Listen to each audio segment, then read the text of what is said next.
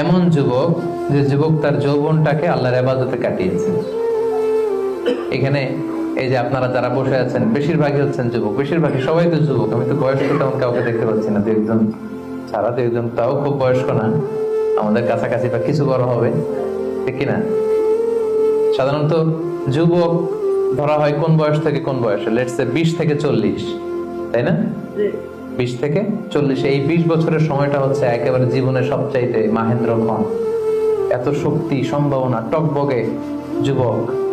যুবকদের মধ্যে আল্লাহ অনেক প্রাণ শক্তি দিয়েছে। এরা বিপ্লব ঘটায় ফেলতে পারে, এরা সময়ের গতি স্রোতকে পাল্টে দেয়, সাগরের স্রোতকে উল্টে দেয়, এরা বিপ্লব করে ফেলে, ইতিহাস রচনা করে, ঠিক কিনা? এই যুবক তার যৌবনের মোক্ষম সময়টা অন্যায় করে কাটায় না, আজে বাজে কাজ করে কাটায় না, জুলুম করে কাটায় না, দুর্নীতি করে কাটায় না, টেন্ডারবাজি, চাঁদাবাজি, মিথ্যা, খারাপ কাজ, কোন এই ধরনের কাজের সাথে নিজেকে জড়িত রাখে না, বরং আল্লাহর ইবাদতে সে তার জীবনটাকে কাটায়।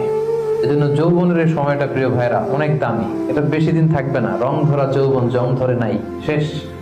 এই দেখতে দেখতে ছোট্ট কিশোর হয়ে পৃথিবীতে এসেছিলেন, শিশু ছিলেন, কিশোর, তারপর এখন যুবক। কিছুদিন পরে বিয়ে করে থাকলে দেখবেন যে আল্লাহ ঘরে মেহমান পাঠিয়ে দিলে বাবা হয়ে গেছে। কিছুদিন পরে মেয়েটারে বিয়ে দিলে এরপর কি হয়ে যাবেন? শ্বশুর হয়ে যাবেন, এরপরে নানা হয়ে যাবেন, দাদা হয়ে যাবেন। এই তো জীবন। This is the circle of life.